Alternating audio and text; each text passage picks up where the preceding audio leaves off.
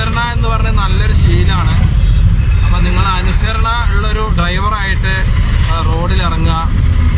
ഞാൻ എന്താ ചോദിച്ചു കഴിഞ്ഞാൽ ഞാൻ ഇതിങ്ങനെ പറഞ്ഞുകൊണ്ടേയിരിക്കും. കാരണം എനിക്ക് വേറെ പണിയൊന്നുമില്ല പ്രത്യേകിച്ചിട്ട്. കാരണം ഞാൻ വണ്ടി ഓടിക്കുന്ന ഒരാളാവുകൊണ്ട് വണ്ടിയുടെ എണ്ണത്തിനനുസരിച്ചുള്ള വർത്താനേ ഞാൻ പറഞ്ഞിട്ടുള്ളൂ. നിങ്ങൾ കാത്തു നിൽക്കുക. നിങ്ങളുടെ സൈഡിലേക്ക് കയറുമ്പോൾ നിങ്ങൾ ആ കയറുന്ന സമയം വരെ നിങ്ങൾ കാത്തു നിൽക്കുക. അപ്പോഴാണ് നിങ്ങൾക്ക് ശരിയായ വഴി കിട്ടുകയുള്ളൂ. അല്ലാതെ വെറുതെ നിങ്ങൾ ധൃതി കൂട്ടിയിട്ട് കാര്യമില്ല. നിങ്ങൾ ഈ വീഡിയോയിൽ സൂക്ഷിച്ച് നോക്കിക്കഴിഞ്ഞാൽ ഒരു ഗ്രാഫിക് സെൻട്രൽ ലൈന് വരും. അപ്പോൾ നിങ്ങൾ നിങ്ങളുടെ സൈഡ് നിങ്ങൾ ലെഫ്റ്റാണോ റൈറ്റാണോ അത് നിങ്ങൾ കീപ്പ് ചെയ്ത് പോവുക. റോഡിൻ്റെ മാനേഴ്സ് തീർച്ചയായിട്ടും നിങ്ങൾ കീപ്പ് ചെയ്ത് പോയി കഴിഞ്ഞാൽ മാത്രമേ നിങ്ങൾക്ക് സമാധാനം ഉണ്ടാവുള്ളൂ റോഡിൽ. അല്ലെങ്കിൽ മറ്റുള്ളവരെ വെറുപ്പിക്കാനും പകരം വീട്ടാനും പക പോക്കാനും വണ്ടി തട്ടാനും വാഹനങ്ങൾ അങ്ങോട്ടും ഇങ്ങോട്ടും മുട്ടാനും വൈരാഗ്യം ഉണ്ടാവാനൊക്കെ ചാൻസ് ഉണ്ടാവും. അപ്പോൾ നിങ്ങൾ ധൃതി പിടിച്ചിട്ട് ഒരിക്കലും നിങ്ങൾ റോഡിൻ്റെ ഇഷ്ടത്തിനനുസരിച്ച് നിങ്ങൾ ഒരിക്കലും പോകാൻ നിൽക്കരുത്.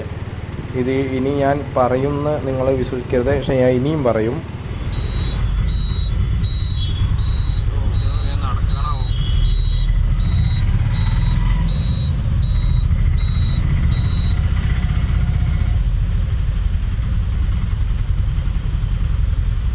പിന്നെ ഇതേപോലെ നമ്മൾ വാഹനങ്ങൾ പോയി കഴിഞ്ഞു എന്ന് ഉറപ്പ് വരുത്തിയിട്ട് മാത്രം നമ്മൾ ഞാൻ നന്നാവില്ലാന്നൊരു ചൊല്ലുണ്ട്. ഇതേപോലെ സെക്യൂരിറ്റി ഉണ്ടെങ്കിൽ നമുക്ക് തീർച്ചയായിട്ടും ധൈര്യമായിട്ട് പോവാം. ഒന്നാമത് ഞാൻ വേറെ ഒന്നും ഉണ്ടായിട്ട് പറയില്ല. ഈ വാഹനങ്ങൾ കൂടി വരുമ്പോൾ അതിൻ്റേതായ മെയിൻ്റനൻസ് നമുക്ക് കമ്മിയായിട്ടാണ് വരിക. അപ്പോൾ നമ്മൾ എന്തായാലും ട്രാഫിക് റൂൾസ് അനുസരിച്ചിട്ട് നമ്മൾ തീർച്ചയായിട്ടും പോവുക തന്നെ വേണം. അതേപോലെ ഈ ട്രാഫിക്കിൽ നിൽക്കുന്ന പോലീസുകാരുണ്ട്, അവരെ നമ്മൾ എന്തായാലും ബഹുമാനിക്കണം. കാരണം അവരും മനുഷ്യന്മാരാണ്. അവരും ഇതേമാതിരി മനുഷ്യന്മാരാണ്. അപ്പോൾ അവരെയും നമ്മൾ കെയർ ചെയ്യണം.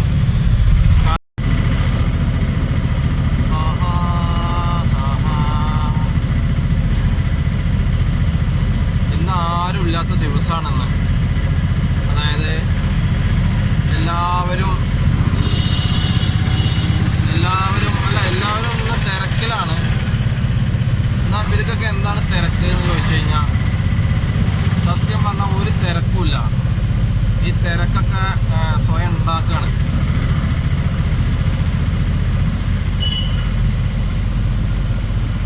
നമ്മൾ ശരിക്കും ഭൂമിയിലെ യാത്രക്കാരാണ്. നമുക്ക് വേറെ എവിടെയോ ഒരു സ്ഥലം കൂടി ഉണ്ട്. ഇവിടെ താൽക്കാലികമാണ്. ഈ ഭൂമി എന്ന് പറയുന്നത് ശരിക്കും താൽക്കാലികമായിട്ടുള്ളൊരു സംഭവമാണ്.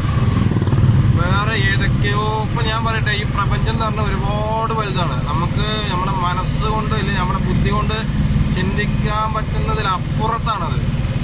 അപ്പോൾ അതിൻ്റെ ഇപ്പം നമ്മൾ മരിച്ചു പോയി എത്തിക്കോ.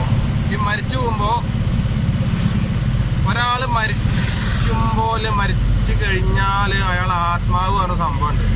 അത് വലിയ പോയിന്റാണ്. അപ്പോൾ ഇത് ആദ്യം എത്തുന്ന നമ്മൾ ആരാണ് ഉണ്ടാക്കി വിട്ടത് അവരെ അടുത്തേക്കാണ് ആദ്യം എത്തുക.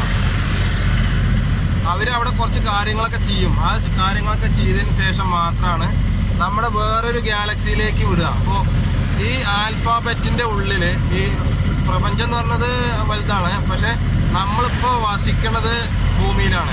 ഭൂമിയുടെ പുറത്തൊരു ഭൂമിയിലേക്ക് പുറത്ത്, അതായത് ഒരു മൊത്തത്തിലൊരു ആൽഫാബെറ്റ് പറഞ്ഞ സംഭവമുണ്ട്. അതാണ് ശരിക്കും ദൈവം. അത് നിങ്ങൾക്ക് അറിയില്ല അല്ലേ? ദൈവം എന്ന് പറഞ്ഞാൽ ശരിക്കും ആൽഫാബെറ്റ് പറഞ്ഞ സംഭവമാണ് ദൈവം എന്ന് പറഞ്ഞത്.